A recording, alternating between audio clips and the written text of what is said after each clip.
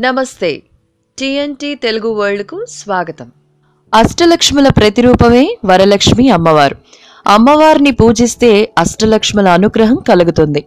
వరలక్ష్మి వ్రతాన్ని శ్రావణ మాసంలోనే ఎందుకు జరుపుకుంటామో మనం ఇప్పుడు తెలుసుకుందాం.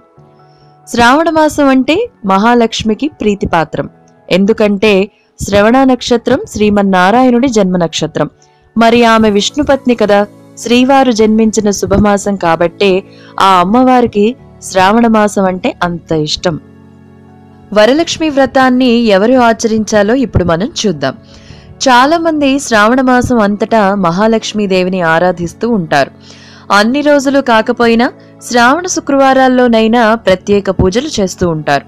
ఇవి కూడా వీలు పడని వారు వరలక్ష్మి వ్రతాన్నైనా తప్పనిసరిగా ఆచరిస్తారు. వరలక్ష్మి వ్రతం సిరుల తల్లి అనుగ్రహానికి భవ్యమైన సోపానం. వరలక్ష్మి వ్రతం ఆచారంగా లేనివారు కూడా కొత్తగా ఈ వ్రతాన్ని చేసుకోవచ్చు. అమ్మవారి అనుగ్రహం పొందటానికి సాంప్రదాయాలు పద్ధతులతో పనిలేదు. ఆమె కరుణ కోసం ఇంటి ఆడపిల్లైనా సరే, నవవధువైనా సరే, ఇంటి ఇల్లాలైనా సరే, అమ్మవారి అనుగ్రహం కోరుకునే ఎవ్వరైనా సరే వరలక్ష్మి వ్రతాన్ని తమ శక్త్యానుసారం భక్తి శ్రద్ధలతో ఆచరించవచ్చు. వరలక్ష్మి వ్రతం పౌర్ణమి ముందు వచ్చే శుక్రవారం జరుపుకుంటే చాలా మంచిది. అయితే ఋతుక్రమం, ఆకస్మిక ప్రయాణం తదితర కారణాల చేత వ్రతం చేయలేని వారు మాత్రం మరుసటి శుక్రవారం అమ్మవారి వ్రతాన్ని నిరభ్యంతరంగా ఆచరించవచ్చు.